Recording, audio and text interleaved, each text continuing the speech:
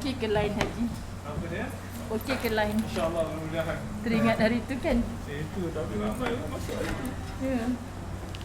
Sampai please lah. Subhanallah. Please lah. So saya share dari media Sahabat. Oh sahabat.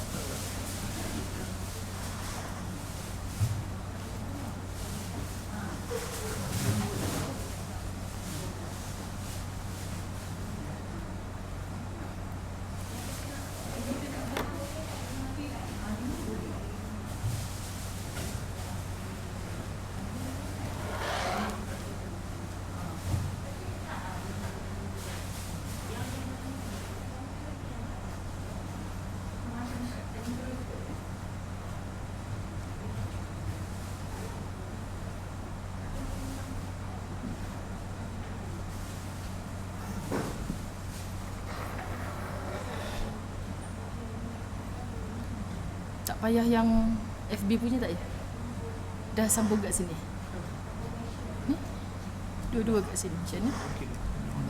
Dan saya Okey. Dan subhanallah, Allahumma salli ala Muhammad.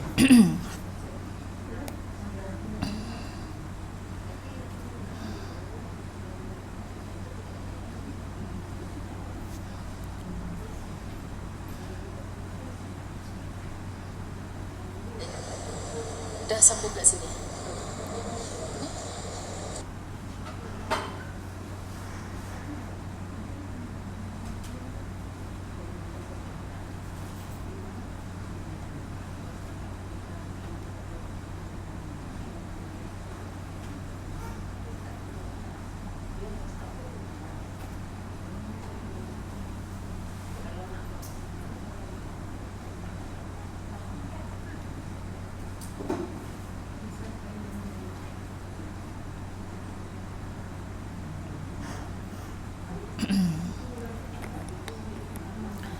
Baik, alhamdulillah. Angan-angan ke Firdausi. Muka surat 56 hari ni. Betul ke 56?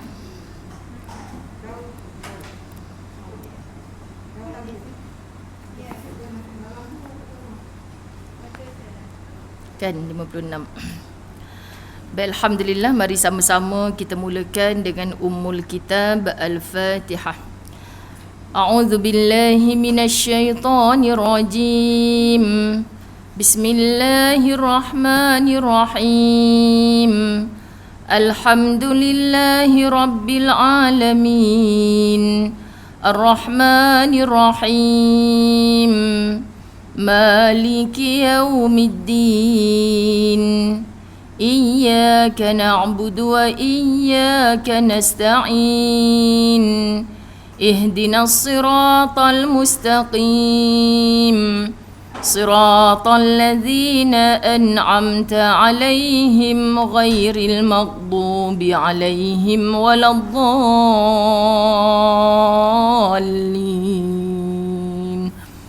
Amin.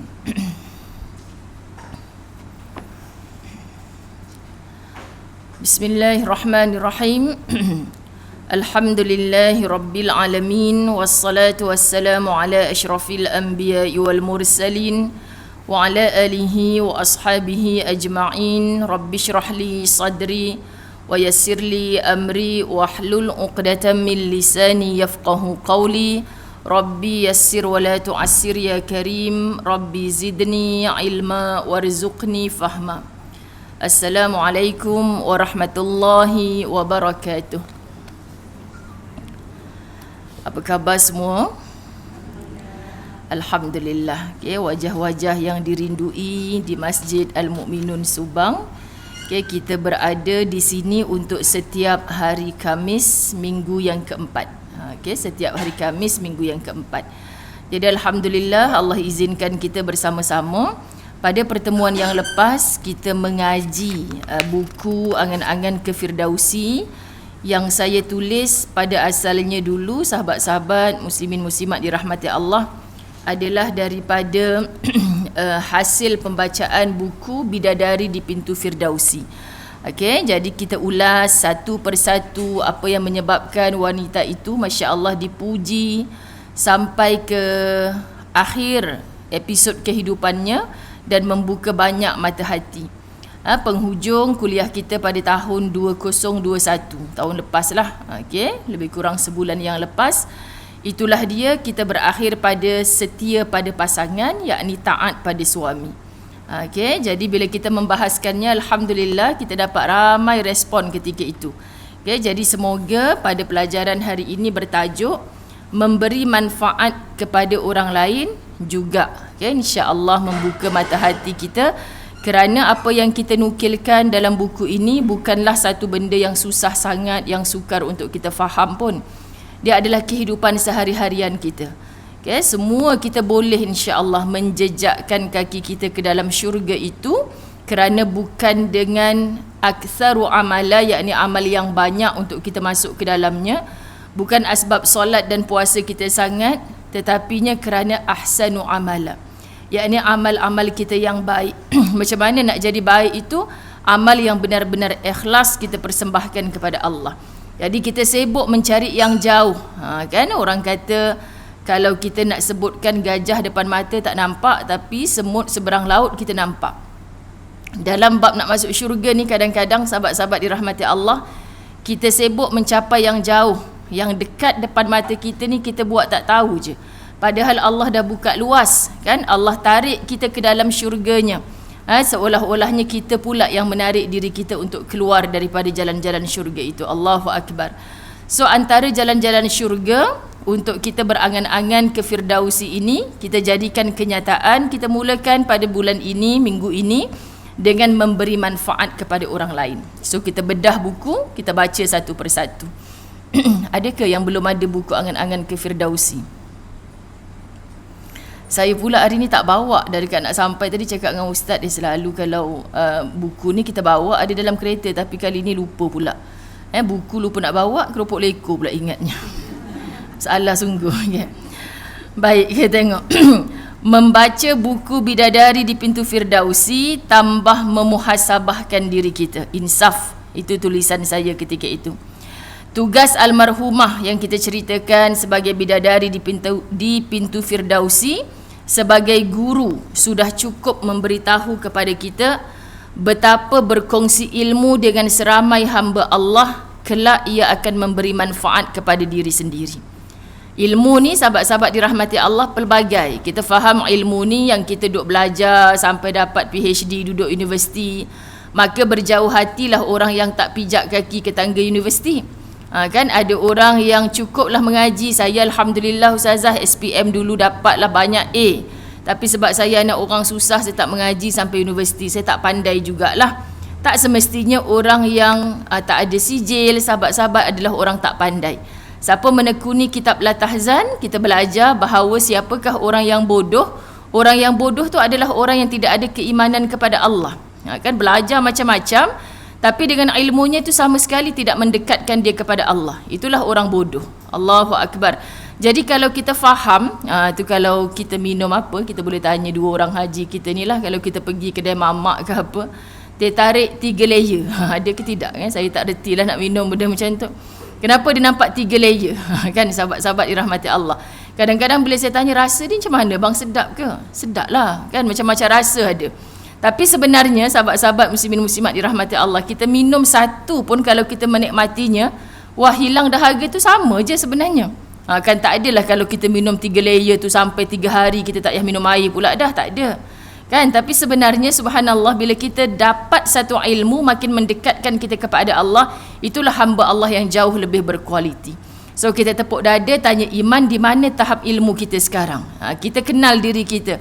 Macam-macam kita belajar, adakah makin mendekatkan kita kepada Allah? Dan ada orang banyak salah faham. Kita tak nafi, tetapi orang yang belajar agama, menadah kitab, sahabat-sahabat dirahmati Allah, kita kata itu boleh menolak diri dia dekat kepada Allah. Tapi tak juga belajar agama saja tapi tak beramal dengan kehidupan beragama. Ini bahaya. Okay, jadi ada orang yang tak belajar agama tapi Masya Allah dia tahu tentang solat, jaga sungguh solat-solatnya tak tinggal. Tapi ada orang yang tahu tentang kewajipan solat Tapi dia buat ala balai je orang kata.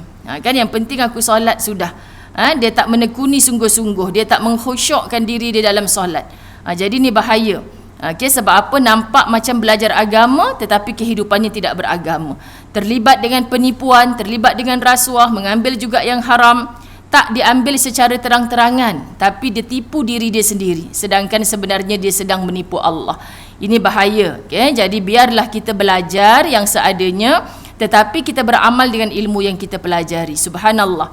Baik, jadi jangan faham. Kesian kalau ada yang faham, ustazah anak saya seorang pun tak ada al-hafiz. Seorang pun tak ada ustaz. Kak, berapa ramai orang yang mengadu pada ustazah, nampak je macam orang yang hafal Quran, tapi stop masa tu lah. Hafal 30 juzuk, lepas tu dah tak pernah nampak dia baca Quran dekat rumah. Sedih. Bukan semua sahabat-sahabat dirahmati Allah. Nak dikejut subuh pun payah ustazah. Macam mana ni? Nak jadi ustaz macam mana? Bangun subuh pun kena kejut berkali-kali. Subhanallah. Ini kita tak nak berlaku kepada siapa sahaja yang namanya belajar agama. Sebab sepatutnya kita mendalami ilmu agama, makin tunduk hati kita kepada Allah, makin datang rasa takut kepada Allah. Tapi akhir zaman, sahabat-sahabat muslimat dirahmati Allah, aduan-aduan macam ni makin menakutkan kita. So tak ada rasa ke dengan ilmu tu dia makin tunduk kepada Allah? Tak ada rasa ke dirinya itu tertarik kepada jalan-jalan Allah? Kan cukup habis silibus, dapat dah sijil yang diidam-idamkan, bidang agama yang diambil dekat universiti. Saya ulang, bukan semua. Tapi seandainya ada yang berlaku demikian, sangat menyedihkan. Kalau orang kata dia pakar dalam bidang matematik, bahasa Inggeris, sains kan, dia lupa dengan apa yang kewajipan dia sebagai orang beragama Islam sepatutnya, kita tak heran sangat. Tapi pendidikan Islam, dulu zaman saya belajar lagi, mereka kata ni pelik sungguh ni. Orang pendidikan Islam pula yang ada yang jadi gay, ada yang jadi lesbian sebagainya. Orang yang belajar matematik pula siap boleh jadi imam sebagainya. Ni berlaku walaupun terpencil.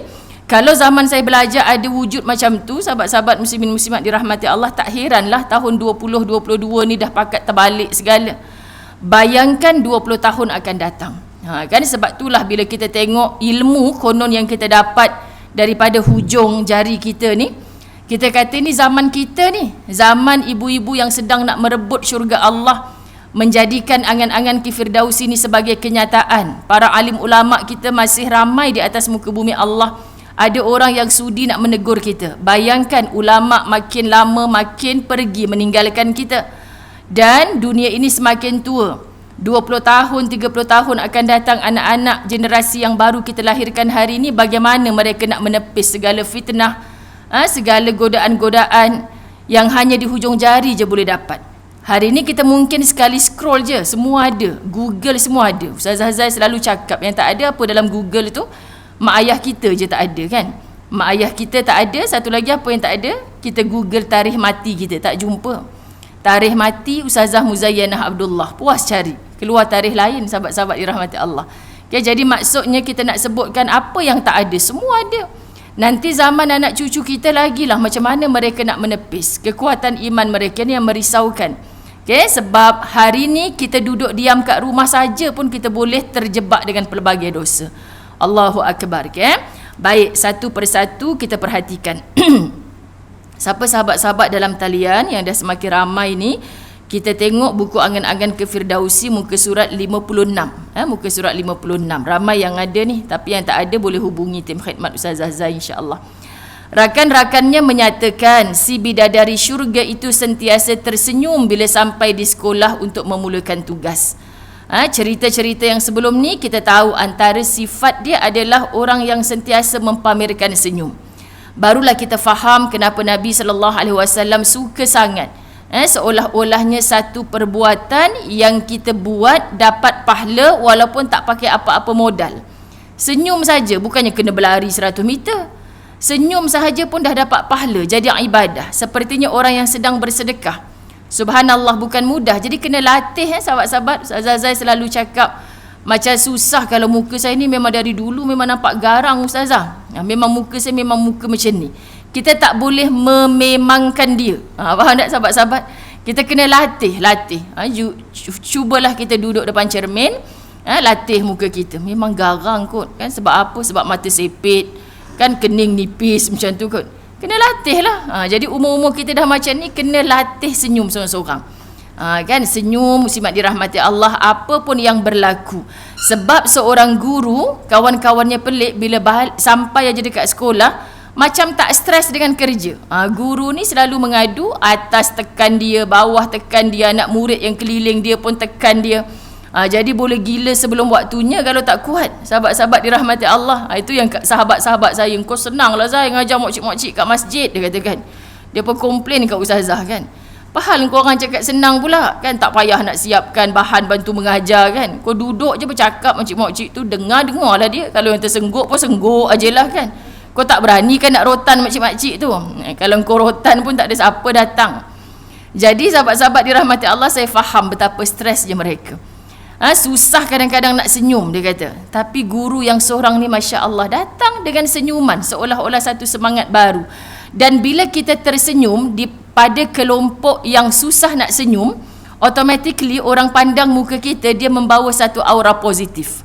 Faham tak sahabat-sahabat?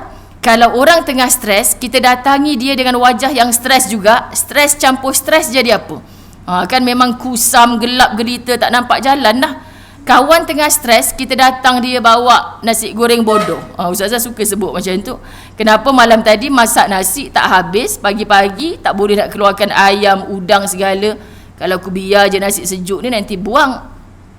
Telan Helio lapar pula sebut nasi goreng bodoh kan. Kemudian sahabat-sahabat dirahmati Allah, kita pun goreng lah. Bawa pergi sekolah, bawa pergi pejabat, bawa pergi tempat kerja. Tengah hujung-hujung bulan pula, anak-anak bujang kata, "Hei, siapa yang lapar tak sarapan lagi, nak makan, nak Kak buat nasi goreng tadi kat rumah." Kak, bodoh-bodoh pun sedap lah nasi goreng akak tu. Sedap lah sebab free kan. Sedap sebab free. Ni akak bahagi ni bawa supaya akak tak membazir, tak buang dalam tong sampah. Satu benda yang sekejap je kita nak buat, tapi membuatkan orang bahagia. Kita datang bagi nasi goreng pagi-pagi dengan senyuman. Siapa tak makan lagi? "Kak, saya stres lah gaduh dengan laki malam tadi." Tak apa, kau gaduh sambung malam nanti. Ni kau makan dulu nasi goreng. Kan sahabat-sahabat dirahmati Allah. Jadi maknanya kita boleh memujuk. Akak ni ada je nak buat lawak. Saya tak jadi dah nak sedih. Jadi dengan nasi goreng kita, dengan kuih kari pap kita beli lebih sikit pagi-pagi, senyuman kita boleh menceriakan orang lain. Jadi sebenarnya tanpa kita sedar sudah dicatat itu sebagai amalan. Sahabat-sahabat tak susah mana pun. Walaupun muka kita tak lawa, muka kita garang, sahabat-sahabat belajar untuk senyum kerana dia boleh mengundang keceriaan orang lain. So macam ibu-ibu Masjid Al-Mukminun, kan tengoklah ustazah petang ni nanti tengok cermin lama-lama, belajar. Kan jangan menyeringai je sahabat-sahabat dirahmati Allah, pelik dah orang. Dia tahu yang dia sebarkan itu adalah ilmu Tuhan untuk memastikan anak bangsanya tidak ketinggalan dalam semua bidang. So apa saja ilmu yang bermanfaat, tolong merasa semangat untuk kita sampaikan walaupun kita sedang dalam masalah. Bohong tak ada manusia yang tak ada masalah. Okey, semua orang ada ujian, semua orang ada masalah. Tapi besar mana masalah kita ketika kita berdepan dengan orang. Kita selalu berjumpa dengan kalimah, Ustazah Zai selalu sebut, biar hati sedang menangis tapi usahalah untuk keluar memberi senyuman. Ini satu perkara yang susah nak buat sahabat-sahabat. Tapi bila kita mujahadah, kita berjuang sungguh-sungguh, nak senyum, nak senyum, nak senyum. Tak payah masuk dalam tabung masjid RM1. Kan kita senyum dekat orang pun kita dipandang macam orang yang sedang bersedekah. Jadi orang kaya boleh buat, orang miskin pun boleh buat. Okey? Itu satu perkara yang mudah tapi sukarnya kita nak buat. Ada masalah sikit, susah nak senyum. Kita masalah dekat tempat kerja, balik rumah dengan suami, kita tak senyum sampai ke malam. Kan hidang makanan pun moncong je. Suami kata, "Marah kat aku ke? Abang diam boleh tak? Bukan marah kat abang, marah kat bos." Bos ada ke dalam rumah ni? Tak ada. Tapi kat rumah kita tetap masam lagi. Sahabat-sahabat, pelik sungguh ni. Sebab tu macam mana kita boleh jadi seorang ketua yang baik. Anak-anak murid saya pencen guru besar ramai kan. Ustazah antara tips kejayaan dia lah, antara dia share, dia kata pernah dulu ketua akak cakap dengan akak, macam mana pun kita nak jadi orang yang hebat, masalah yang banyak dekat pejabat tu, keluar je daripada pagar sekolah. Ni pencen pengetua, pencen guru yang hebat-hebat ni sahabat. Keluar daripada sekolah, dia kata sangkutkan masalah dalam sekolah tu dekat pagar sekolah. Jangan bawa balik ke rumah. Akak sampai dah latih diri, bila akak keluar je akak toleh pagar. Aku sangkutkan kau dekat pagar sekolah ni. Balik otak dia kosong, tak nak bawa hal sekolah dekat rumah. Itu Masya Allah hebat akak. Kat rumah kita ibu ustazah, kat rumah kita isteri kepada suami kita. Oh patutlah dia boleh jadi orang yang hebat. So ingat, mudah ke sahabat-sahabat kita nak twist kepala kita sampai macam tu sekali? Cara yang boleh paling tepat adalah kita berani dan mampu kawal emosi kita. Siapa orang yang mampu kawal emosi? Yang menggunakan akalnya, yang ada ilmu walaupun yang satu itu diamalkan, dan sudah pasti keimanan hatinya disangkutkan kepada Allah semata-mata. Bukan mudah tapi kita boleh buat insya-Allah. Sesungguhnya siapa pun kita hari ini, ia bermula dari seorang guru yang mengajarkan kita membaca dan menulis. Ibu-ibu yang dirahmati Allah, sahabat-sahabat muslimin muslimat, usah pernah berbangga dengan apa yang kita ada hari ini. Hatta kita pandai membaca, kita pandai menulis, kita dah sampai level lebih hebat, gaji kita lebih besar daripada gajinya seorang guru. Tapi kalau kita mampu mencantum silaturahim ukhuwah dengan mereka, kita dapat tahu bekas-bekas cikgu yang mengajarkan kita daripada sekolah rendah dulu. Dengar sakitnya, boleh kita ziarah, tanya khabar.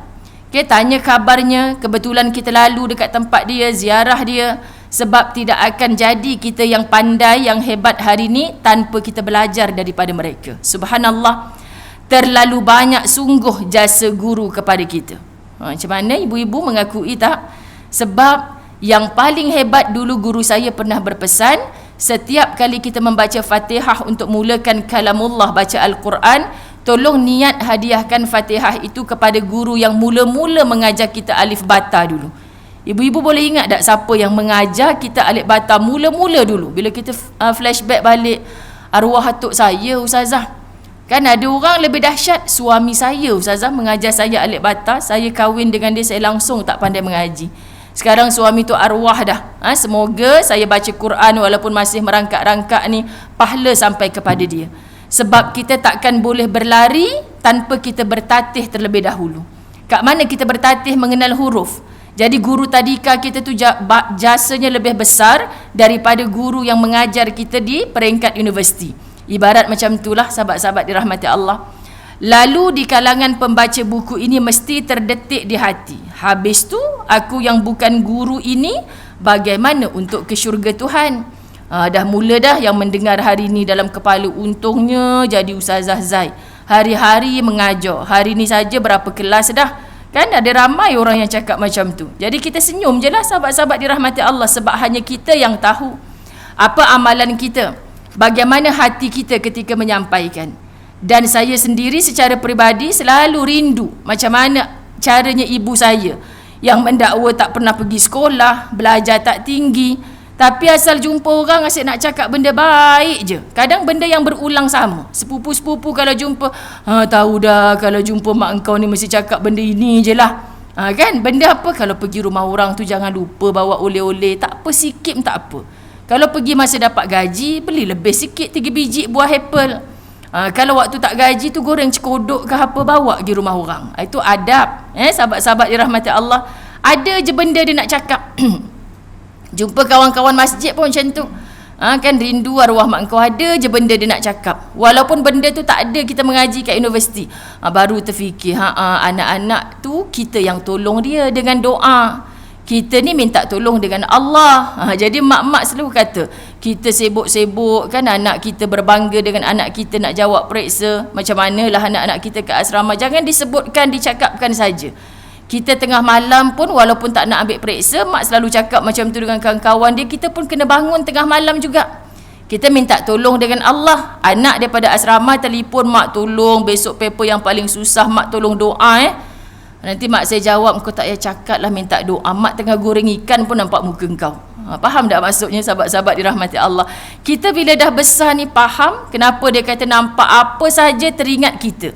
Maknanya ingatan itu adalah doa. So dia pesan kepada semua ibu-ibu, jangan doakan anak-anak hanya ketika hantar ke asrama. Jangan doakan anak ketika hanya berada atas sejadah. Nampak anak-anak orang lain sedang bermain-main depan rumah kita, ada doa untuk anak-anak itu, ada doa untuk anak-anak kita. Sebab tu ibu-ibu yang menangis kematian anak-anak masa kecil, dia boleh mengalir air mata nampak anak-anak yang sebaya dengan usia almarhum anak-anaknya. Faham ya ibu-ibu dirahmati Allah? Jadi dia akan ikhlas mendoakan anak-anak orang lain. Kalau anak saya masih ada ustazah, bersatulah. Mesti dia pun dah darjah 5, tahun depan nak ambil UPSR.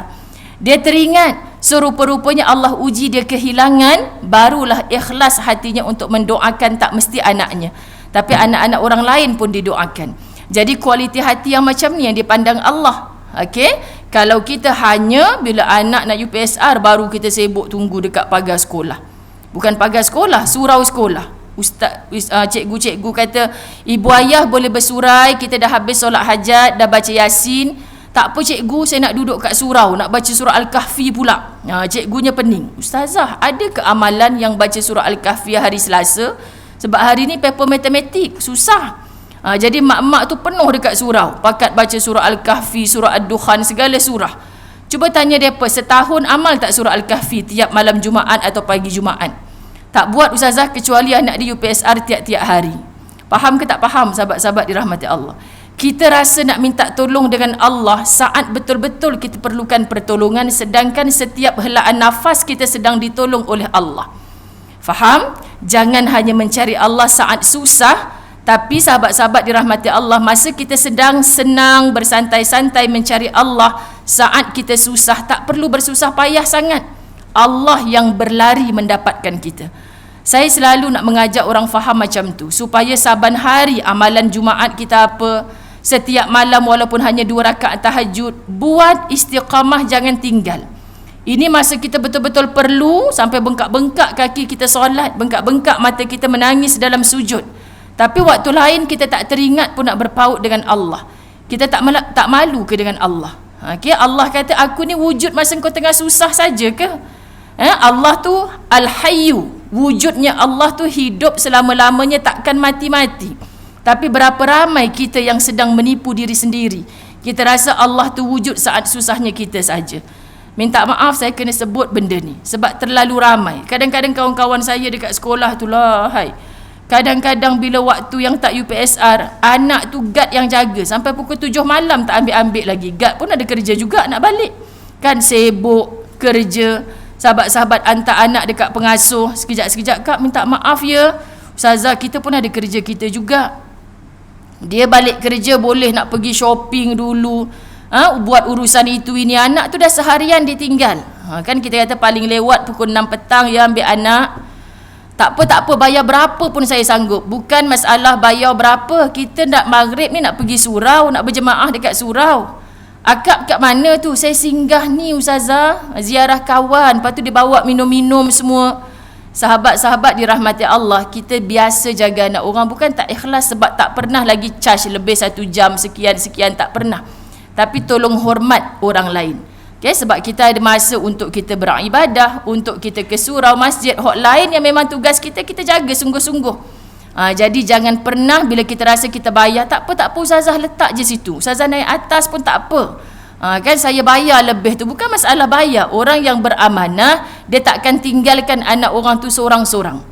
Itu kita punya rasa tanggungjawab sahabat-sahabat muslimat. Kan sebab apa? Sebab kita tak nak lah kalau kita ditinggalkan seorang-seorang budak kecil. Kita duduk diam-diam dalam bilik kita, mestilah dia rasa tak seronok dekat bawah tu. Macam tu. Jadi kita akan tunggu, ajak dia solat sama-sama. Waktu kita makan sama-sama. Tak apalah ustaz seorang lah pergi masjid, ustazah tak pergi masjid sebab jaga kamu. Kata pukul 7, pukul 9 malam baru ambil. Lagi kita bahagi, sahabat-sahabat dirahmati Allah, lagi dia buat susah orang lain. Manusia macam ni, percayalah Allah takkan beri senang pada dia. Cuba ada rasa kita tak nak susahkan orang lain. Mungkin kita dipertemukan dengan orang yang baik-baik, tak menyumpah seranah. Tapi siapa yang sedang memandang kita? Tuhan kita tak pernah buta. Tolong rasa Tuhan tak pernah buta. Sebesar zarah kebaikan, Allah akan balas baik. Sebesar zarah kejahatan, Allah akan pulangkan jahat itu kepada diri kita. Jadi kenapa dalam hidup kita rasa resah, gelisah, susah? Sebab rupanya kita selalu bikin susah pada orang lain. Cuba hidup ni rasa nak menyenangkan orang, memberi kesenangan pada orang lain, memudahkan urusan orang lain. Percayalah banyak urusan kita akan dipermudahkan oleh Allah. Ini antara contoh sahabat-sahabat supaya kita boleh berfikir apa kehidupan kita. Bukan susah mana pun sebenarnya nak menjadikan angan-angan kefirdausi itu sebagai kenyataan. Saudara-saudaraku yang disayang kerana Allah, syurga itu seluas langit dan bumi, bahkan lebih luas lagi. Hadiah Allah kepada hambanya yang taat.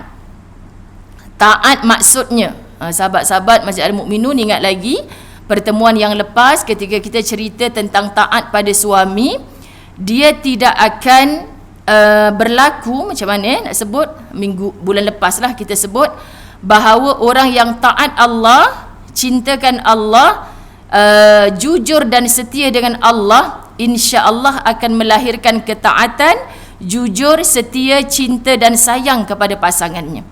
Bila mana bermula dia sudah tidak jujur, setia dan cinta kepada Allah, maka orang ini dah mula tergelincir daripada landasan cinta sesama hamba Allah. Faham ya? Jadi kita nampak kenapa dulu jujur, setia, dia tak nampak orang lain, nampak saya je ustazah. Kenapa sekarang percayalah dia dah mula menjauh dengan Tuhannya. Okey, bapak saya selalu je, mana budak ni lama dah tak datang, ada benda ni dia buat. Sepupu-sepupu kadang-kadang kan, anak-anak angkat dia, ada benda dia buat ni. Ni budak-budak muda ni kalau dah tak dekat dengan orang tua ni mesti ada something ni. Tu bahasa mudanya lah. Okey, jadi maksud nak sebut Allah pencipta kita jauh lebih lagi. Aku dah lama tak mendengar dia meratap rayu dengan aku. Dah lama tak mendengar suara rintihan dia. Kemana dia? Rupa-rupanya dia sudah bermasalah dengan Tuhannya. Orang yang bermasalah dengan Tuhannya sudah pasti dia akan bikin masalah atau didatangi masalah sesama hamba-hamba Allah, yakni itulah manusia. Apa punca? Sebab dia sudah mencari masalah dengan Tuhannya. Sahabat-sahabat, tolong perbaiki hubungan kita dengan Allah. Tolong kembali kepada Allah saat kita hidup. Lately ni saya ulang benda ni. Tolong kembali kepada Allah saat kita hidup.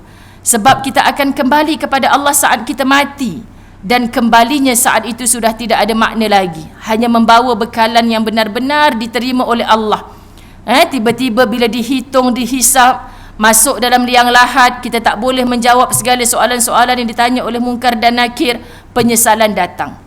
Tapi bila orang kembali kepada Tuhannya saat hidup, penyesalan yang berlaku saat itu adalah satu anugerah yang paling indah. Menangislah dalam sujudmu, ketuklah arasy Allah dengan suasana kita meratap rayu dengan Allah. Sahabat-sahabat, itulah suara taubat yang ditunggu-tunggu oleh Allah. Saat kita meratap, meraung di alam barzah, tak ada siapa pun yang nak balik bertemu dengan kita membawa rahmat kasih sayang Allah. Sebab kita balik kepada Allah saat mati, bukan kita balik kepada Allah saat hidup. Faham ya? Kalau ustazah bercakap dengan budak-budak tadika tak faham apa maksud balik kepada Allah saat hidup ni ustazah. Baik, kita tengok. Taat maksudnya walau apa pun kerjaya kita hari ini, matlamat kita adalah untuk memberi manfaat sesama manusia. Apa saja. Subhanallah, sahabat-sahabat dirahmati Allah. Kita bekerjaya sebagai apa pun, perhatikan tujuan kita adalah untuk memberi manfaat sesama manusia.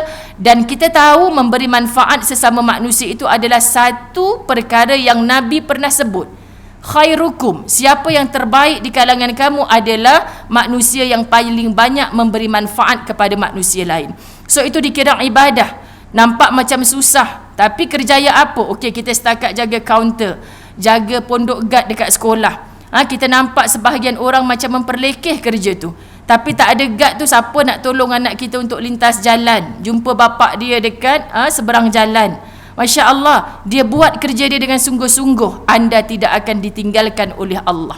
Percayalah. Okay? Dia duduk di atas tahta, tetapi sahabat-sahabat dirahmati Allah, dia tak menjadi manusia yang bermanfaat kepada orang lain.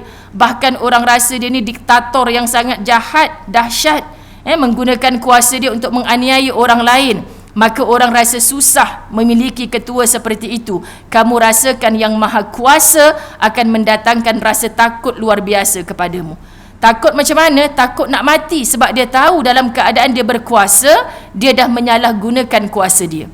Bukankah lebih baik berada di tahta yang paling bawah, tetapi dijulang, dipuji selepas kematian? Susah dah kita tak ada pakcik guard yang beramanah tu. Subhanallah, sahabat-sahabat. Walaupun kita bukan guru, kita masih boleh berkongsi ilmu. Ni yang tadi kata ustazah senanglah boleh menyampaikan ilmu itu, ilmu ini. Kami ni bukan guru.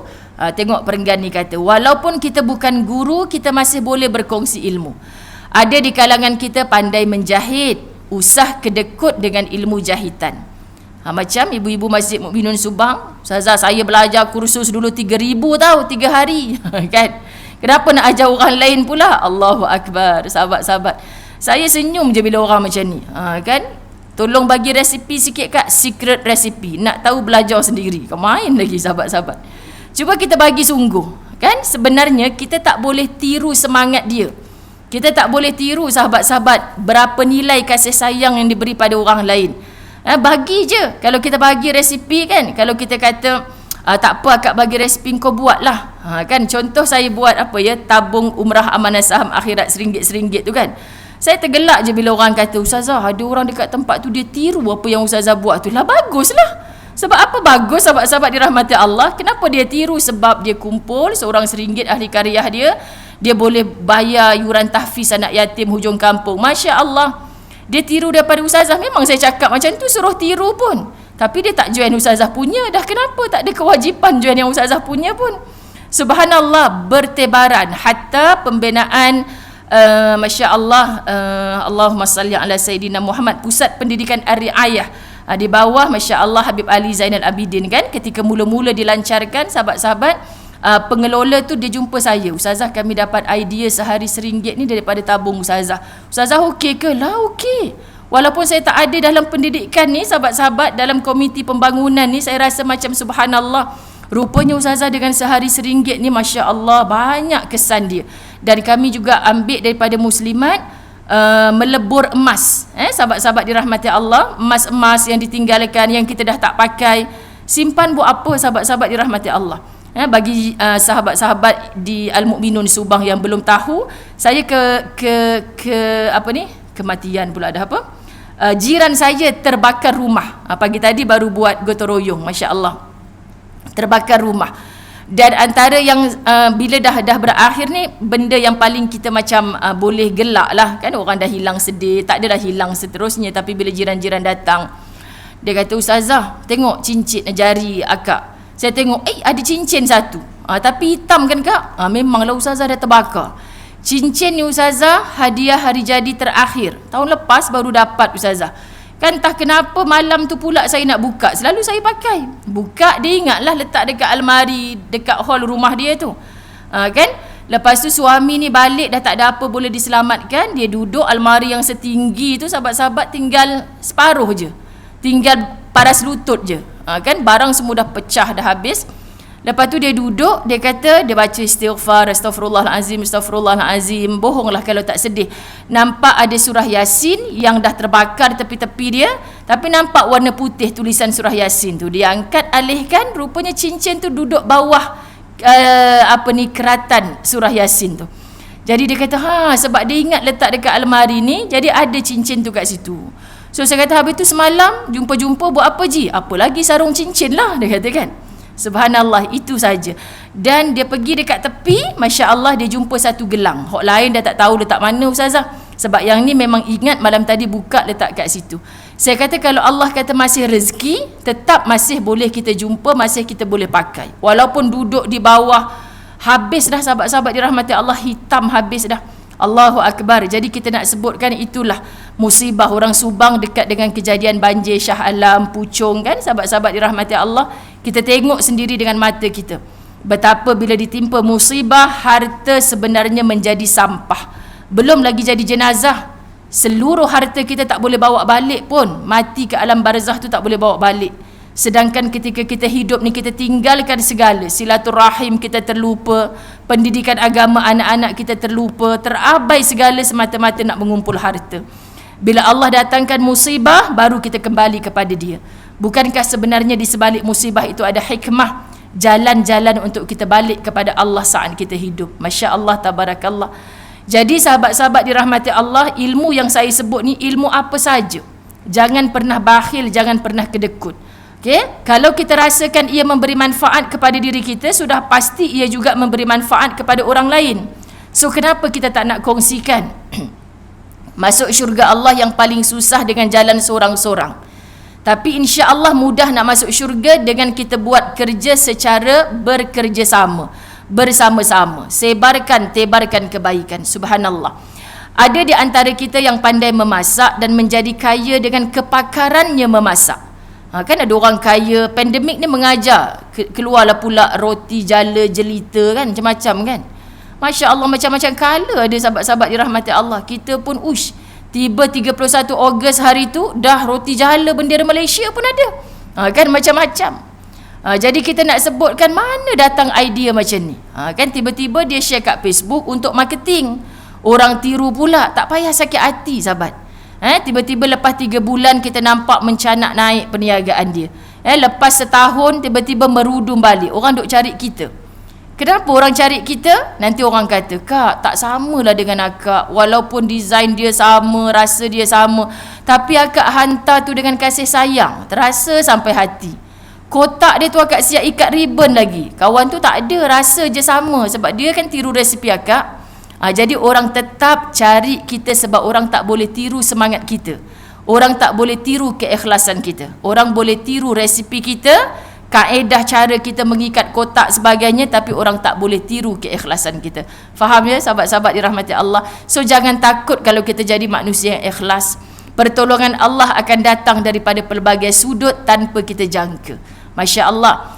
Namun kasihan kalau dia hanya kaya di atas dunia dan dia tidak berusaha untuk memastikan dirinya terus kaya di kampung akhirat yang berkekalan.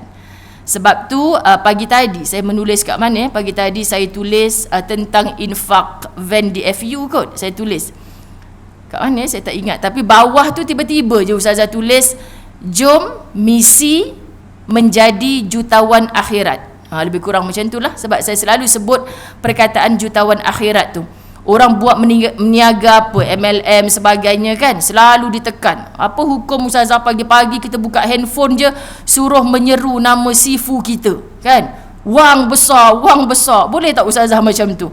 Saya nak komen, saya tak duduk dalam seminar tu, saya tak duduk dalam grup tu.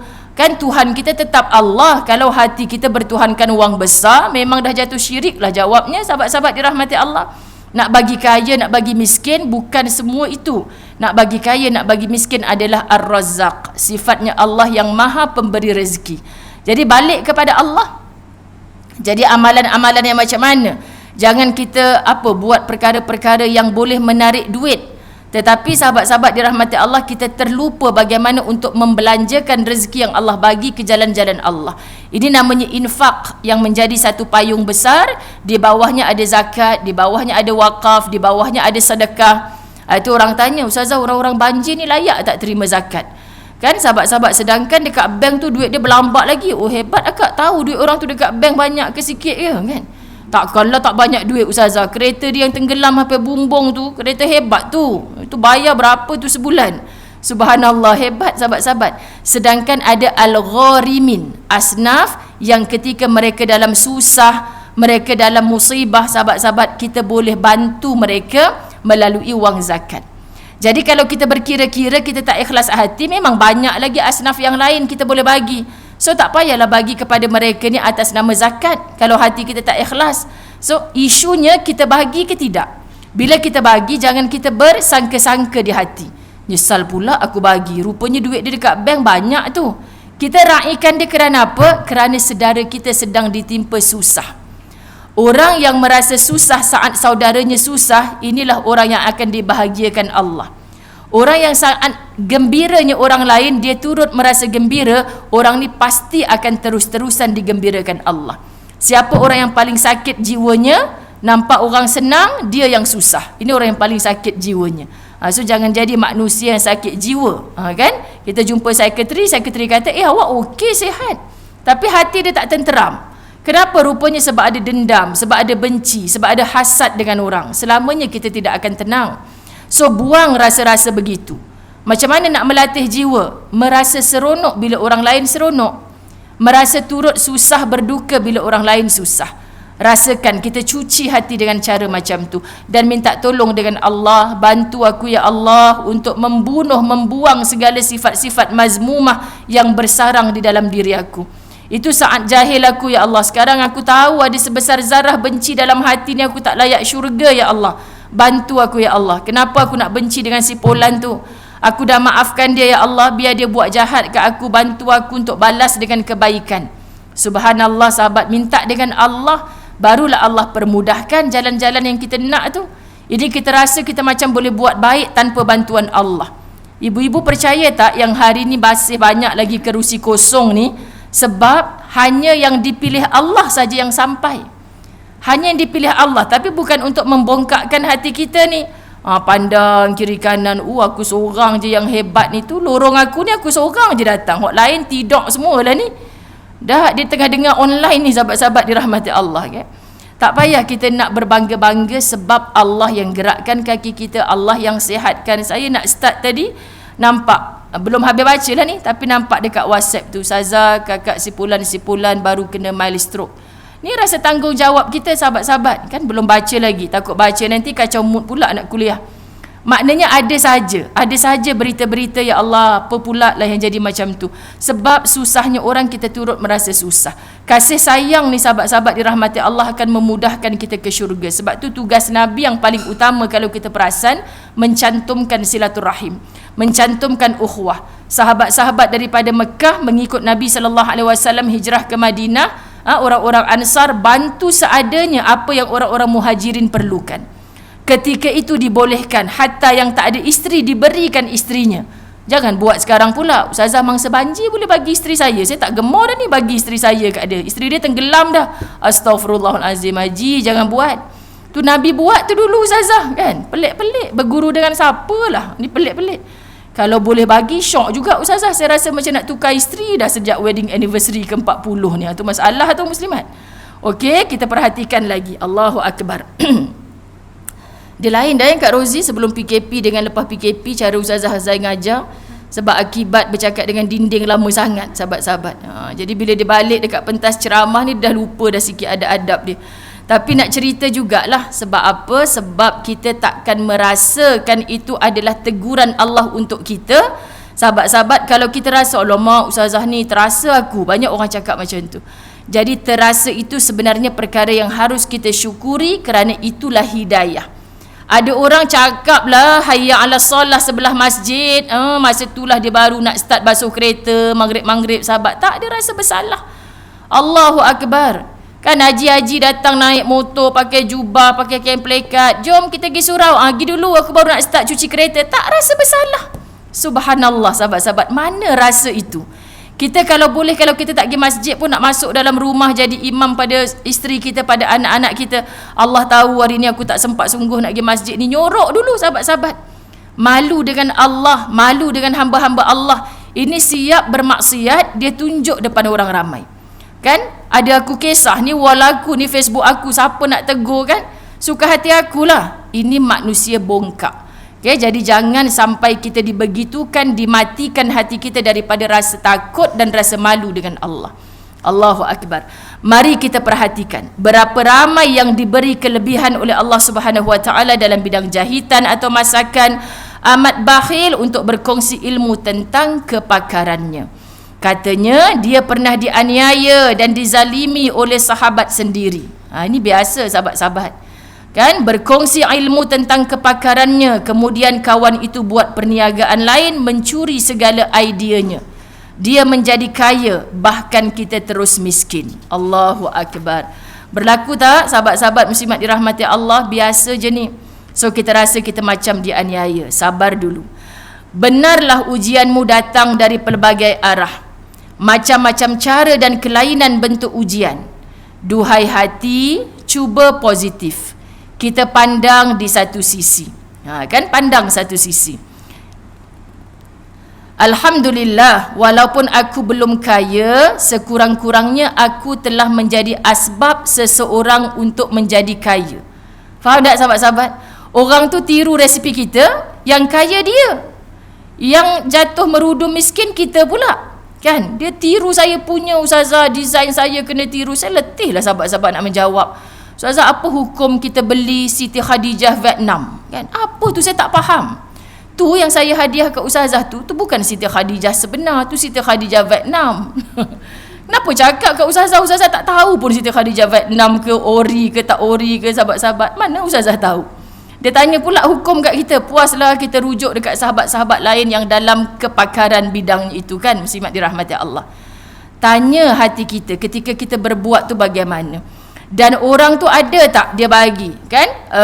Macam mana kalau Ustazah sebagai penulis dulu masa Ustazah dengan PTS, kita dah ada sign agreement. Ramai pula yang gelak Ustazah cakap telekung Khadijah Vietnam Kan sahabat-sahabat, memang ramai yang buat macam tu. Kan itu je yang ustazah saya mampu, RM25. Kalau RM250 mana saya nak mampu. Jangan quote pula video ustazah ni pergi hantar dekat Siti Khadijah, habis bisnes dia lagi. Jadi sahabat-sahabat dirahmati Allah, kita nak sebut, kita tahu tak kita buat benda yang salah. Kalau dah dinyatakan, dah ada sidang medianya, tak izin, saya tak halalkan, contoh kan, ini adalah desain kami sahaja, muslimat. Kalau kita curi tanpa izin mereka, tanpa kita jadi ejen orang bawahan mereka, sebenarnya muslimat dirahmati Allah, kita telah melakukan satu dosa. Jadi kalau kita nak tiru, mukanya sama, coraknya sama, sahabat-sahabat dirahmati Allah, ada satu yang kita kata dah ini tak tiru, macam sama tapi lain sikit je ustazah. Kan? Tetap jujur pada diri siapa kita sebenarnya.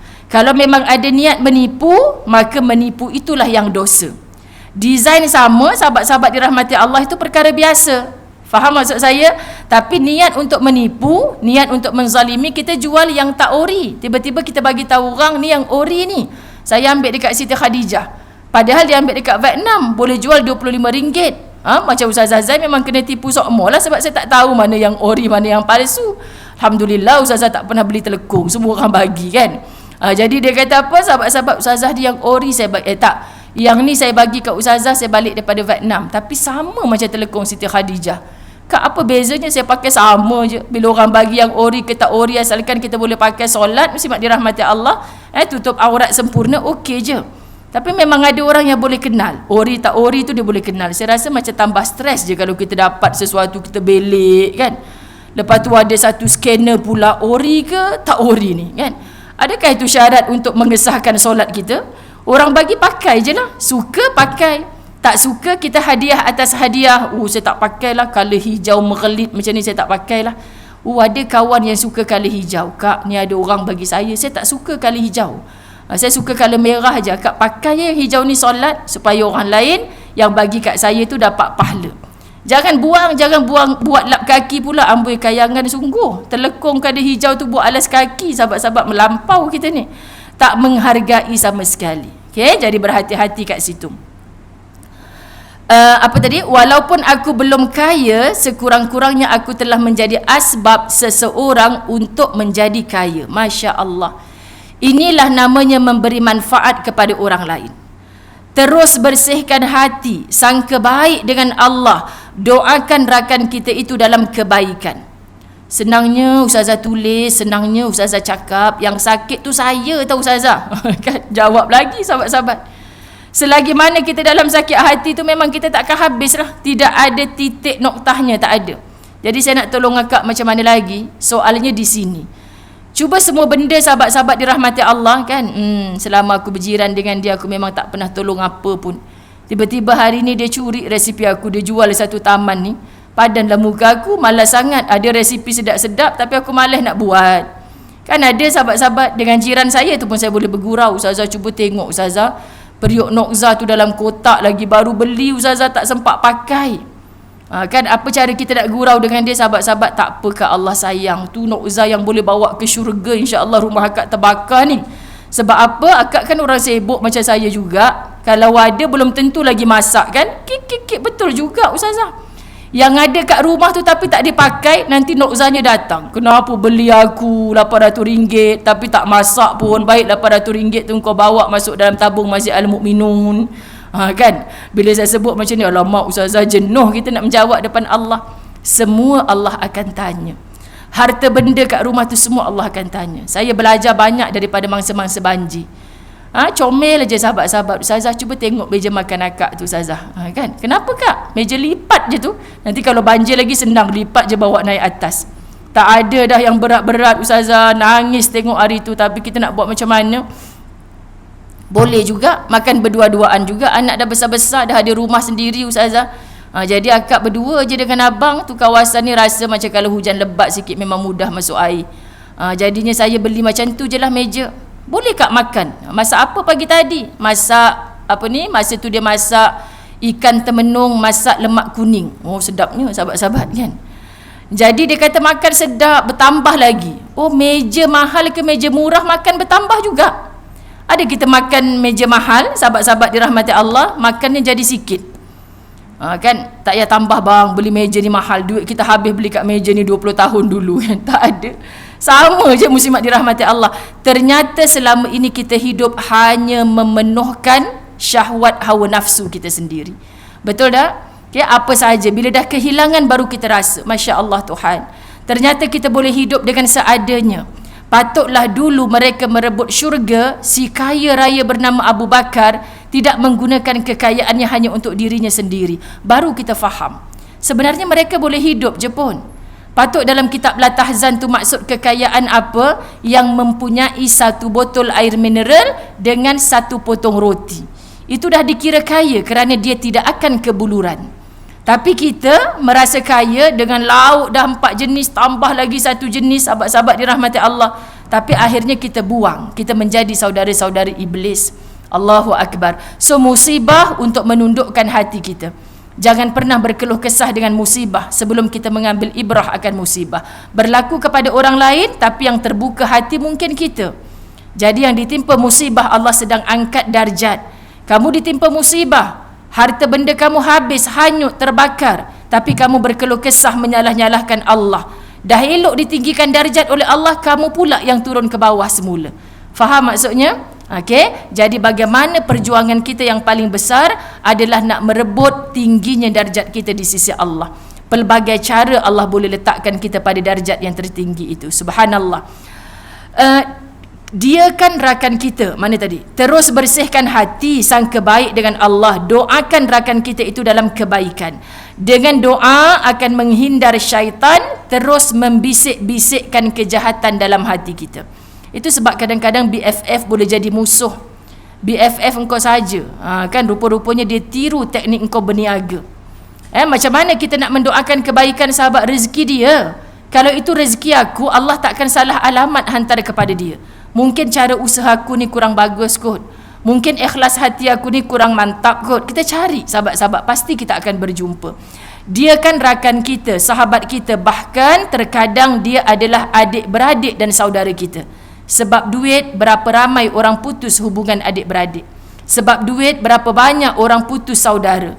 Betul kan ibu-ibu dirahmati Allah? Ni dah seronok dah masing-masing. Dengar bunyi-bunyi macam Ramadan tahun ni kita boleh bertarawih penuh. Dengar bunyi-bunyi macam tahun ni kita boleh balik raya. Kan sahabat-sahabat dirahmati Allah. Semogalah dah 2 tahun. Tapi saya Ustazah 2 tahun PKP ni saya memang menyampah dengan seorang tu. Jadi walaupun dah boleh balik raya, saya takkan balik. Saya akan halu orang kampung. Si Polan tu ada tak dekat rumah? Kan kalau dia ada, saya takkan balik. Dia cuti sampai bila? Sampai raya ke-4. Raya ke-5 aku sampai. Ni pelik manusia macam ni sahabat, dia tak nak bertembung. Padahal dulu BFF, sepupu yang paling rapat. Ini berlaku boleh jadi musuh hanya kerana istilah duit. Subhanallah. Okay, jadi berhati-hati. Kita tutup pada hari ini dengan perenggan yang terakhir pada muka surat 58. Tapi amat menyakitkan, kita pujuk lagi hati, terus sangka baik dengan Allah. Allah tidak pernah zalim. Mungkin ada suatu kezaliman yang pernah aku lakukan sebelum ini, maka Allah hantarkan peringatan. So bila kita terduduk, terjatuh, tertimpa musibah, datang ujian yang bertimpa-timpa, sahabat-sahabat dirahmati Allah, jangan pandang zalimnya Allah. Pandang kita yang sentiasa menzalimi diri kita sendiri. Ya Allah, kalau ini boleh menjadi penghapus dosa. Sebab tu saya ziarah orang banjir, saya ziarah jiran yang kesusahan. Masih syukur kerana hidup kan Kak.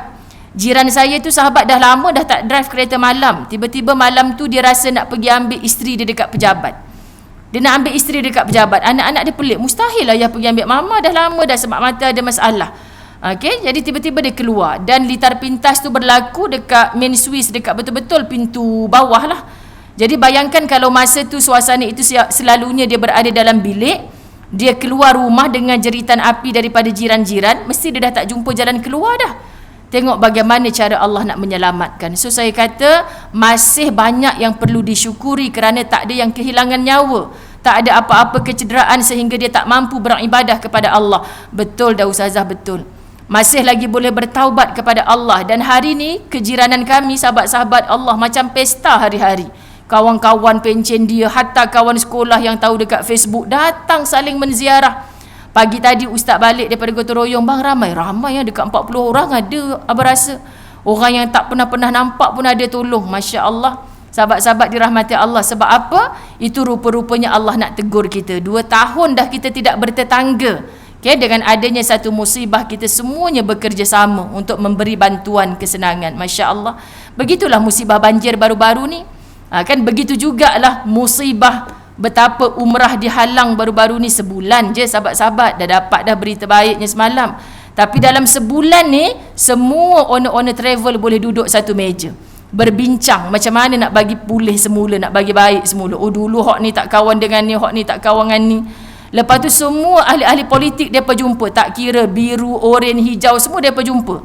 Saya tukang gelak je, boleh jumpa pula. Dulu kata tak boleh jumpa. Yelah, kita nak bagi depa bersuara kat parlimen. Saya tukang gelak je. Allah, engkau tak pernah merugikan kami ya Allah. Sebenarnya yang kau jentik kami adalah untuk kebaikan semata-mata. Faham ya sahabat-sahabat muslimat? Jadi semalam bila dah dapat pengumuman tu, ustaz kata, abang seronok sungguh lah yang sekarang ni. Seronok kat mana bang? Jadi geng dah dengan orang tu geng, orang ni geng. Sebab musibah tu rupa-rupanya menyatukan. Masya Allah, tabarakallah sahabat-sahabat. Okay, jadi kita nak sebut apa? Allah tidak pernah zalim. Mungkin ada suatu kezaliman yang pernah aku lakukan sebelum ini, maka Allah hantarkan peringatan. So selalu urut dada ibu-ibu dirahmati Allah. Bila kita dalam musibah, bila kita tak kuat, tolong bagi tahu, bercakap dengan hati kita sendiri, ya Allah, andai ini boleh membuka luas pintu syurgamu untuk aku, maka kuatkan aku. Aku nak pulihkan rumah yang dah terbakar habis ni dalam sekelip mata, tak boleh. Kita bukan ada jin ajaib yang boleh gosok tiba-tiba rumah kita terbena balik 2 tingkat siap. Tak ada sahabat-sahabat. Kita tak boleh patah balik ke belakang. Yang dah hancur kita nak sempurnakan semula. Lepas ni insya-Allah Allah gandakan rezeki yang luar biasa hebat kepada jiran saya, rumahnya cantik baru semula. Amin. Okay, kita tak tahu. Jadi maksudnya kita tak boleh buat sekelip mata. Jadi terima dulu. Kita nak berperang macam mana? Kita kena pilih untuk berdamai dengan takdir itu, baru hati kita lapang, baru kita boleh kawal emosi kita. Masya Allah. Orang curi idea perniagaan kita dan lain-lainnya. Banyak sahabat-sahabat. Biarlah. Kan? Cuba sebut sekali perkataan ni, biarlah. Cuba sebut. Kenapa saya suruh sebut? Susahnya nak sebut macam tu, betul tak? Susah bagi orang yang terkena. Tapi latih sahabat-sahabat dirahmati Allah. Kan sebab tu kadang-kadang Ustazah Zai genggam ni, genggam. Ingat ngajar Tahzan tak genggam juga, genggam. Depan cermin, biarlah ya Allah. Takkan senang orang yang menyusahkan orang lain. Faham? Kan jadi lama-lama kita marah kalau nak tumbuk pun tumbuk cermin. Tapi alhamdulillah tak ada yang pecah lagi lah setakat ni. Kalau kita tumbuk orang, kalau dia tak boleh balas pun sahabat-sahabat, kita tumbuk mak ayah orang. Anak-anak dia tak buat report polis ke, kita masuk penjara. Kan susah bertambah susah. Kalau anak-anak Darul Fawaz gaduh macam tu, ustazah dia sepak kaki kita, kan? Kalau orang yang tak bagus, sepak balik kaki dia. Ni mak-mak yang kadang-kadang tak betul ajaran dia. Sepak balik kaki dia. Ibu-ibu tadi cikgu cubit kita, besok pergi sekolah cubit balik cikgu. Mak apa macam ni teruk berbenar sahabat-sahabat. Kalau ustazah anak-anak bergaduh kat Darul Fawaz, siapa yang tendang kaki siapa tadi? Dia tendang kaki kita. Awak datang sini. Kan garang ustazah datang sini. Awak tendang tangga ni kuat-kuat, kan? Tak naklah ustazah nanti kaki kita sakit. Tahu tak apa? Biar tangga tu yang sakit, jangan kawan tu yang sakit. Kalau kawan tu sakit, dia masuk hospital, mak ayah dia datang, tangkap awak, bawa polis, awak sanggup? Tak nak, kita tak nak masuk penjara. Kalau rasa geram, masih nak baran je, pergi tumbuk tangga tu, tumbuk dinding tu. Tak naklah nanti tangan kita luka. Boleh fikir. Bagi dia peluang untuk berfikir. Jangan kita sahabat-sahabat masukkan dalam minda dia untuk balas dendam. So kalau dia tengok kehidupan mak ayah dia sikit-sikit nak balas dendam, inilah satu kerugian. Kita cakap anak kita jangan buat macam tu kat orang, kita kena buat baik. Tapi mak ayah dia dengar, dia tak bayar hutang kita bang, kena ni depan anak-anak jeling je. Itulah pelajaran sebenarnya. Okay? Dia hanya boleh mencuri idea kita. Kita dah sebut biarlah, walaupun keras je bunyi dia tu kan. Dia hanya boleh mencuri idea kita. Dia tidak mungkin dapat mencuri semangat dan ilmu kita. Okey, sahabat-sahabat dirahmati Allah. So kita belajar, kalau ada kawan-kawan kita yang mengadu macam tu, tolong bacakan muka surat ini kepada dia. Okey, sebab Ustazah Zai tulis ni hasil daripada aduan-aduan lah. Kadang-kadang mokcik-mokcik yang mengadu kan. Acik punya kuih koci resipi kena curi ustazah, kan orang dah tak nak beli kat acik. Tak apa cik, biar je. Kita tengok berapa lama. Okey, jadi insya-Allah sahabat-sahabat yang tenang dan menang itu pasti adalah orang yang sabar.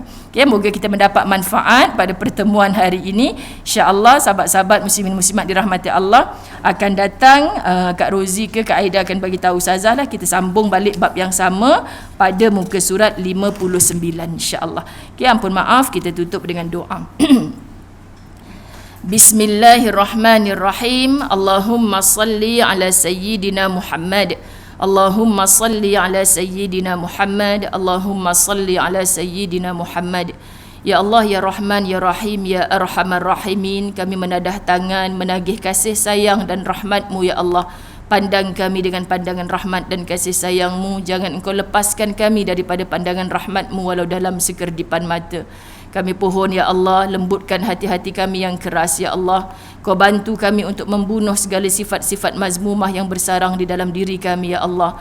Bantu kami untuk menggantikannya dengan sifat-sifat mahmudah ya Allah, sifat-sifat yang Engkau puji. Andai Engkau mentakdirkan kami mati, matikan kami dalam husnul khatimah, kesudahan yang baik ya Allah. Matikan kami dalam keadaan radiyatan mardiyah, kami redha bertemu denganmu dan Engkau jauh lebih redha bertemu dengan kami ya Allah. Matikan kami dengan qalbun salim, hati yang benar-benar sejahtera ya Allah. Satukan hati-hati kami, eratkan akan ikatannya. Berkasih sayang kami semata-mata mengharapkan keredaan-Mu ya Allah. Kami bertemu dalam Raudatul Jannah, taman-taman syurga di atas muka bumi-Mu ini ya Allah. Ketika kami pulang ke kampung akhirat kelak, Engkau jumpakan kami di dalam jannah, yakni syurga yang sebenar ya Allah. Rabbana atina fid dunya hasanah wa fil akhirati hasanah wa qina adzabannar wa qina adzabannar wa qina adzabannar. Wa sallallahu ala sayyidina Muhammad walhamdulillahi rabbil alamin. Alhamdulillah, maaf zahir batin. Terima kasih banyak. Wabillahi taufik wal hidayah. Assalamualaikum warahmatullahi wabarakatuh.